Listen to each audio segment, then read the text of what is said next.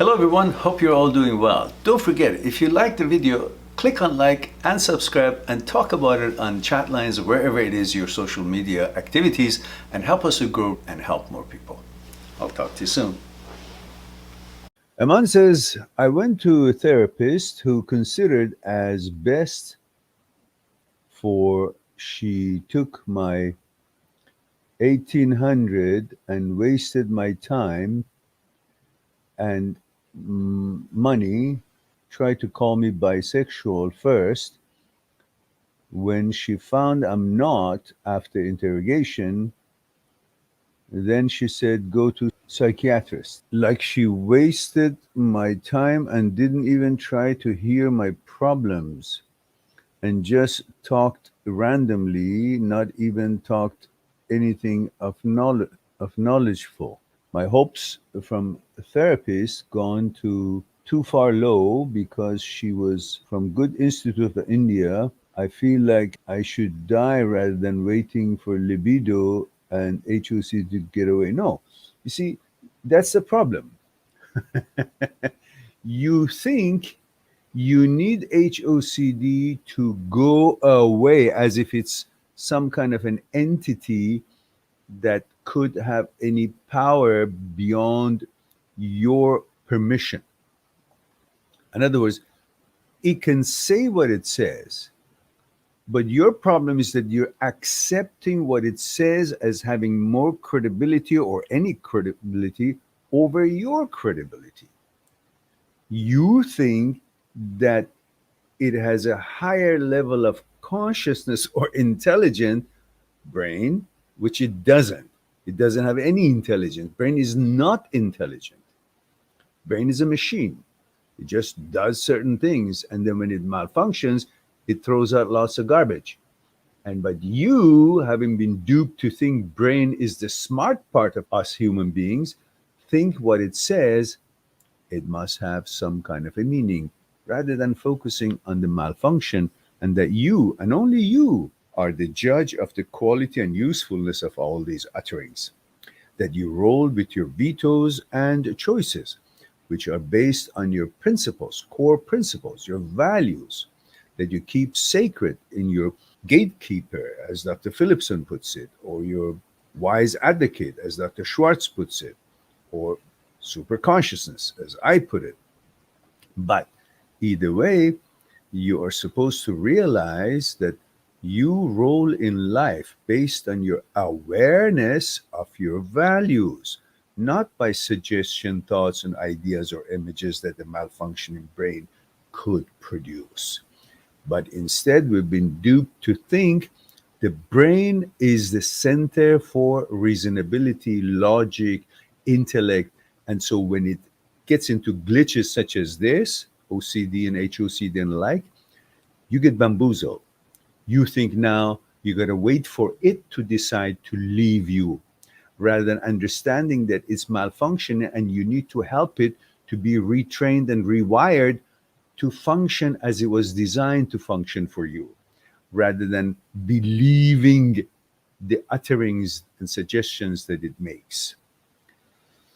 So you need to focus on separation of brain and you, rather than thinking that you got to wait for the libido to come back when HOCD leaves you. Libido hasn't gone anywhere. You're just distracted so fucking much, pardon my French, that you're not realizing that it is the statics that doesn't let you hear the music. Not that the music has stopped. Music is playing, but there's so much sound of the cars and trucks and the constructions and all the other things that is going on around in the environment doesn't let you hear the music that is playing in the park. The libido is there. So much distractions, like our friend, they call me Jesse in his programs, said, and I always like to quote, give credit where it's due. It's because you are so frantically escaping from an alligator who has opened his mouth and is about to cut you in half while you're in a pond swimming, and right in that moment, as you're frantically escaping, swimming away from the alligator about to eat you, you're saying, why am I not having an erection? That's not the time, because you're totally distracted dealing with something that doesn't come to mind and that doesn't function at that moment. But it hasn't gone anywhere, because once you get out of the pond and you feel safe, dry up and so on, and have good food and relax and rest, then again everything is working as always did. And right now, you're so frantically trying to deal with this demon and the monster of HOCD and OCD, and thinking of it that it's got the hold over you and you've got no control and you've got nothing. You can't do a damn thing. You can't train it. You can't help it. You can't analyze it. You're just buying into it because it is forcing upon you, instead of recognizing that force doesn't have any credibility. It's just like a boogeyman that they scare the children from. Oh, don't do that, I'll tell the boogeyman come. And they believe in the boogeyman. So they're scared even though there's nothing there. Same thing with us. We're scared of the HOCD as if it has any power, any truth, any reality and actuality to it. And we're trying to do something about it as if it's going to take away our sexuality, take away our orientation, take away our lives and so on. Instead, you got to focus that there's a sicko, and it needs your help to be rewired and redirected and helped and trained and directed to where it's always been designed for you and your gender to function as it always did. So the distraction is why you cannot hear the beautiful music.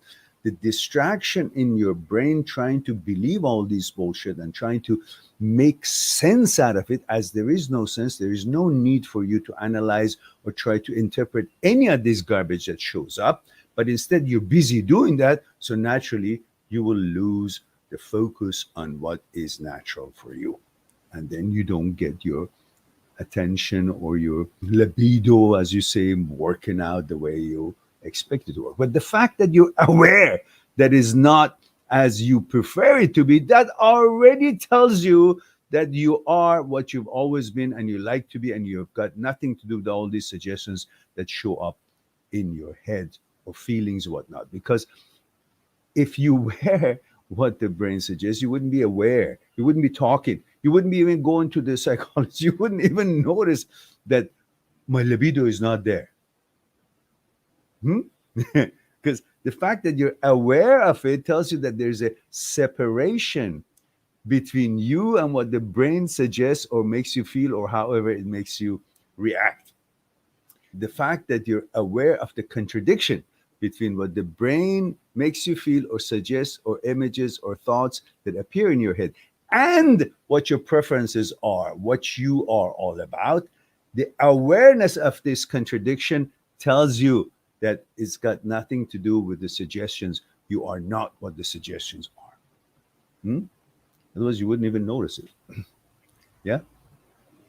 Okay, so, and don't lose hope with the psychologists, because not every psychologist understands OCD. Not every psychologist understands HOCD. Most of them, just they could be good psychologists, but they have no understanding of this particular tangent of psychology.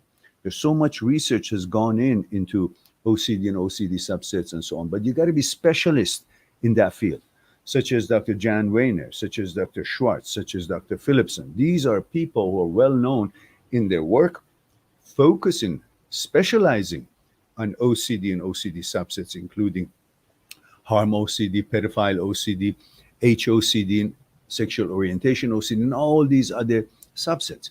So just going to a psychologist because you come from a good institution doesn't mean shit. She knows some other things about tech psychology, about some other things about the psyche of the human being, but not necessarily an expert in OCD and OCD subsets. You got to find a specialist in that. And that is, but they're available. So on that note, I had to have a sip of that.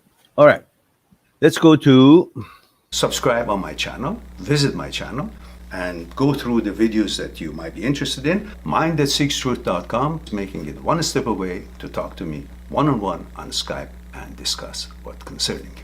I'll talk to you soon.